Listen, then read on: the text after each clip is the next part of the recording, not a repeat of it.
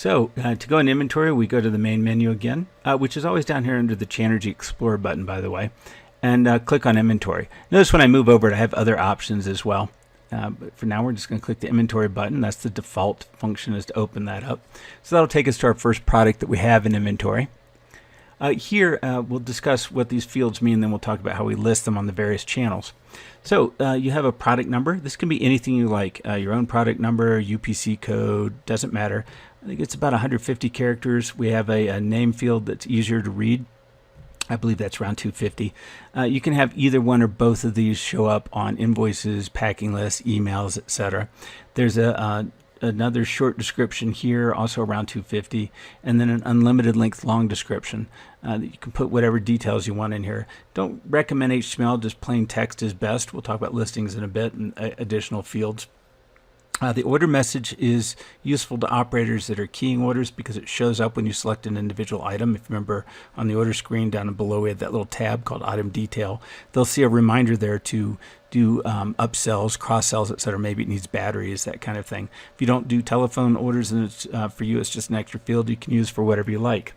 You can have a supplier set up on a product, or you can have multiple suppliers.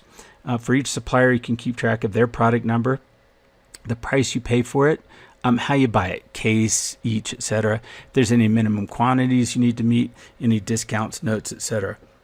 A breakdown would be how you would break down a case, for example, maybe that's 12. You can have as many suppliers in here as you like. You can also have the same supplier in here multiple times. Maybe they have different product numbers or different units of measure or prices, etc. Jumping back here, we also have a product type. And we can assign this. It can be one level deep like I have here, or it can be multiple levels. This is a cell phone database. This particular item is an accessory. And that's useful on searches when I'm looking, if you recall, at the order level. If I select accessories from the pull down, it just shows me items that match that. In other words, that are tagged with this. But it's also useful for reports. Maybe you want to see how many accessories you sold on Amazon for a given month, for example. We also talked earlier about subproducts. Those will show up here with a master code. So if this were a t-shirt, the master code would be t-shirt, and then the options would be things like short sleeve, small, medium, V-neck, crew neck, etc. Again, you can look at that subproducts utility in the settings if you want. And if you remember, it's the subproducts tab on the order search. So you just do pull downs. What this does is create pull downs, but each product exists as a unique product with its own UPC code, its own quantities and prices, etc. So you can still manage them as individual products, but sell them as just pull down products to make it easier for your consumers. This is where that unlimited length field is. So again, you could pre-build this if you want, and then edit it at order entry, or if you left it blank, they could type it at order entry, and it shows up under the item on the invoice, on the packing list, can go in an email, etc. This is where you would create those multiple fields we saw. So I have one preset here. You can create up to 20. You can make your own fields, like I typed one called note with a 20 character length. So very powerful for creating discrete fields. For name and address, we can pull right from fields that we have in the database. For a note or something like that, the operator would key it. And it can be also a checkbox. So it could be text like a note is, or a checkbox if you need to flip a yes or no flag on. There are 4 price levels per product. So if you remember, John's a wholesale customer, he'd automatically get charged $2 for this product. Each one of these can have a quantity discount as well. So, from 5 to 10 on this one gets a different price than the $3.99, maybe $3.50. Etc. And quantity discounts can be shared across products that have the same mix and match code. So any other product that has the same code, if they bought 2 of these and 3 of something else, would still get the 5-point break.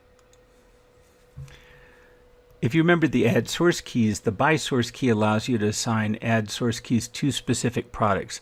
That means instead of applying a discount across the entire order, it would just apply discounts to the products that are added to the order that are on sale or that are able to receive that discount.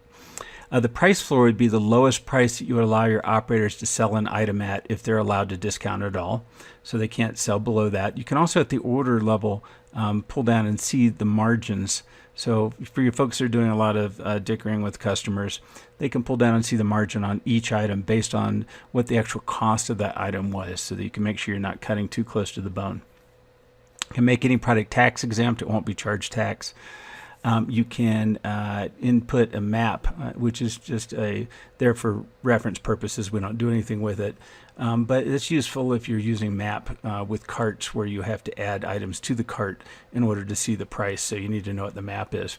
We store the weight in decimals. There's a little calculator to help you get used to converting pounds and ounces, super easy. And we'll push over the weight to your shipping software. If you know your weight, great. We can just print labels right from Channergy. If you don't know your weight, there's multiple ways to handle that. One way is to take the order all the way up to the point where it's packed, and then go to your shipping software, key or scan in the Channergy order number, and it'll be pre-populated with the shipping method, the estimated weight, etc. Weigh it, print it out, the label, and you're done. It'll push back to us again, the tracking number, etc.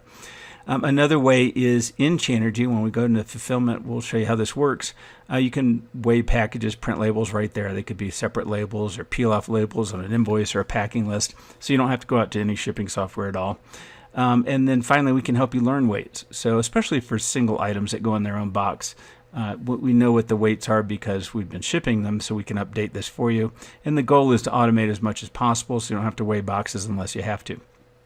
If you have any extra charges that you want to push to your shipping software, maybe it's a heavy or a large item, we can do that. We can track the cost of shipping that item, which is useful for reporting and that sort of thing. Remember, we're getting the total cost at the order level for comparing to your shipping, but this is product level for that purpose. We can calculate and add insurance when you key an order.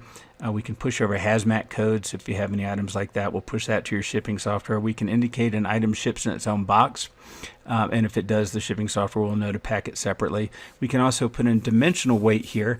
And if we have your factors, we can calculate dimensional weight for you. So if you remember order entry when we're picking the best ship method, that's one of the things we'll consider and tell you which method to use or automatically change the method to that. Stock levels is where you keep track of quantities. If an item, you can mark it as non-inventory. If it's an item you don't worry about, maybe it's something you have thousands of, or maybe it's not a real item like a discount or a message. Marking it non-inventory just means you have an endless supply. You can discontinue an item. If you do that, you usually want to say do not allow back orders, so when this gets down to 0, you won't keep trying to sell it. However, we do substitutions as well. So if this is out of stock or gone forever, you can substitute it with something else in your inventory. If that's not available, something else, up to 3. You can either prompt the operator or not when they're keying an order. It's useful to prompt them if it's a similar item and they need to recommend it to the customer, and to not prompt them if it's just an internal order, a product number change they don't need to know about. In addition to being useful during order entry, this is also useful for products that folks order on the web, on your various channels. If an order comes in and an item's out of stock, and it showed on the web it was available, but it turns out to be out of stock, we can automatically generate an email to the customer that says, hey, you ordered this particular product, it's out of stock, we'll have it back in stock on this date.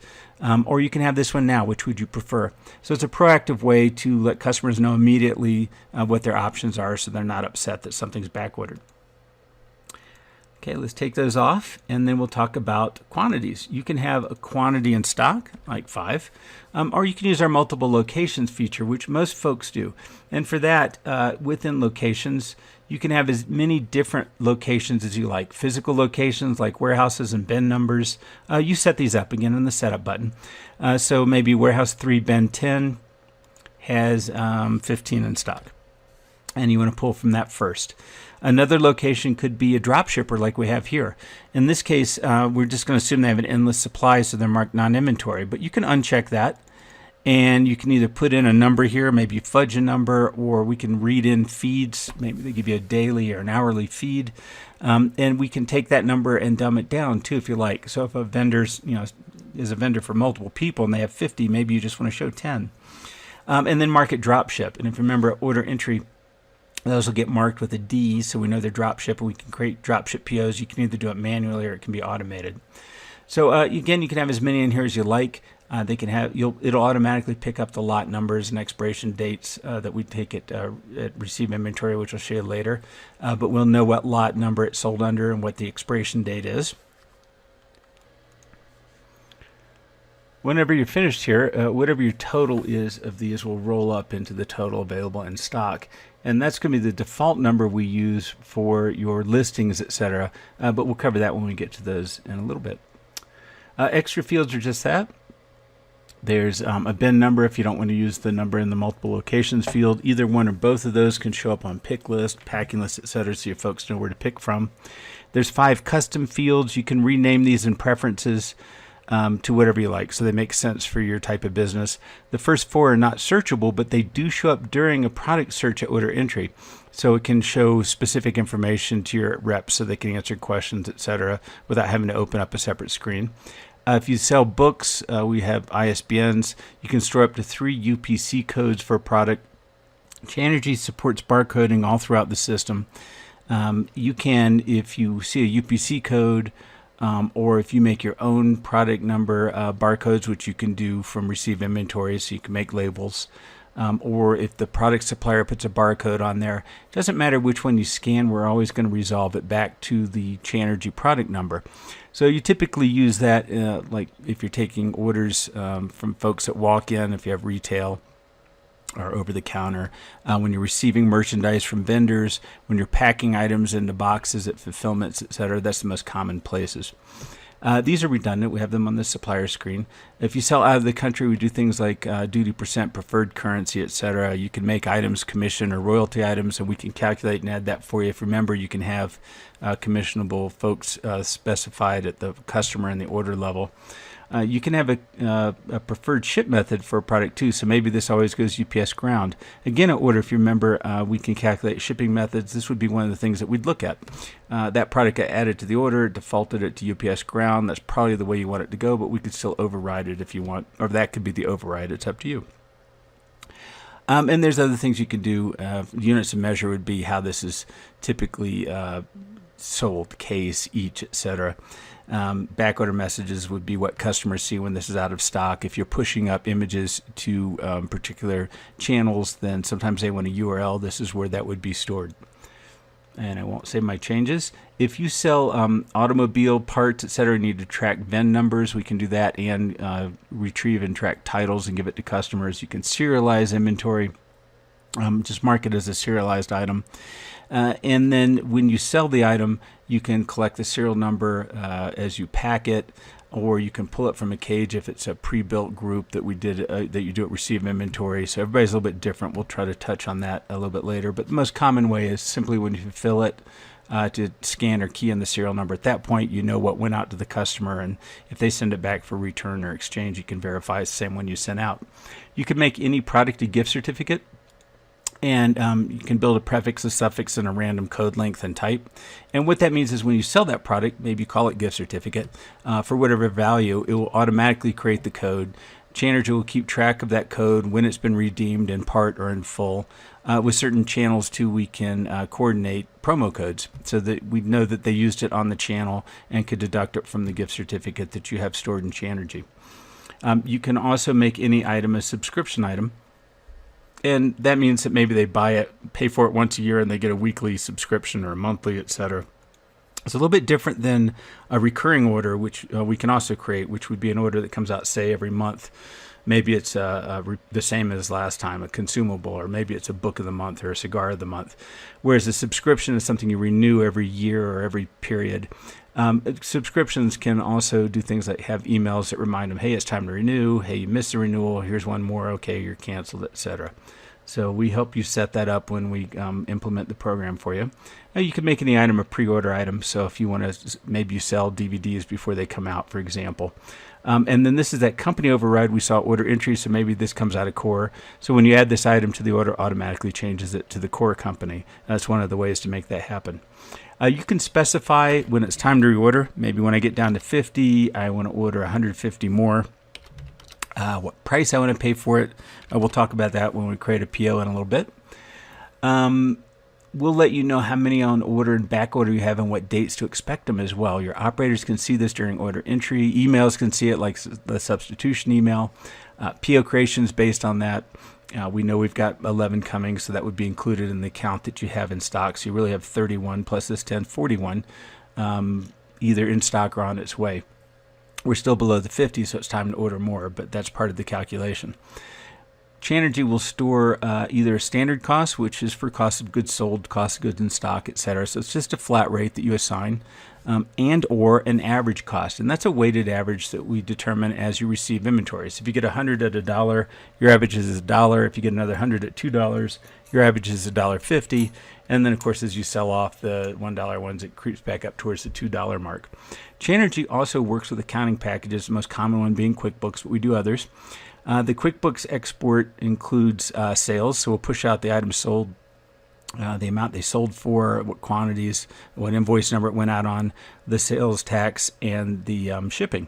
We'll also create an accounts payable, what we push out. So we'll push the vendor out, the amount that you owe them. We'll create the vendor if they're not already in QuickBooks. And that way your accountant or bookkeeper has everything they need to cut checks, run reports, etc.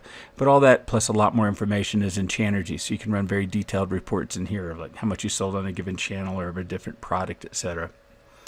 If you sell kits, products made up of other products, we call those assemblies. So if this is a kit item with a price, it can be made up of items in your inventory that are built on the fly. So in other words, maybe we take one of these, and it's also made up of, say, maybe 2 of these, etc. And for each one, you can either use the current price and add it to it. So whatever the price is of this, it will add up to, on top of that $3.99. Or you can put a flat price, or you can just zero it out and it won't add to it. You can do that for each of the 4 price levels that we have. You can put a discount on it. As you're building it, we'll tell you how much it costs you to make it, and then you can figure out what you want to charge for it on the total charge for the kit. And then check this box to make this kit. If you don't check this, when this gets added to an order, these just get added as separate items, which is a nice feature. Maybe you want to do that for free gifts or accessories that you automatically add, or maybe it's for box and packing materials. You can have it added that way. And those, by the way, can be hidden on the invoice or the packing list, but it's useful for pick lists and for other reports. But when you check this box, what happens is when you add this product to the order, these show indented underneath it, so you know that they're kit items. And they can be changed. You can delete them, you can change them. And then you can also hide them or show them on the screen and on reports. So you would typically show them on, say, a pick list or a work order, but hide them on the packing list or the invoice going to the customer or the email. This is for a kit built on the fly. So it would be the total available of this would be determined on the least number of these. So if you have 1 of these and 200 of these, you still only have 1 to sell, because once you sell that 1, it's 0. You can sell the kit beyond that if you want to. It'll just back order those individual items. For kits that you build and have on the shelf, you wouldn't use assemblies. You would just create those as separate products. These are for on the fly, so you could do either one or both. We saw suppliers already, attachments we saw at order entry, but just to visit it again, you can have images and they'll show up right up in the interface. So I'll just add this for fun. And you can have anything else you want, Word docs, PDF docs, web pages, etc., and those will all open up in their native program. And for those of you who sell automobiles, you can indicate, or automobile parts, you can indicate year, make, model, etc. And you can also identify that at the customer level like we saw. So that's how a product exists in Channergy.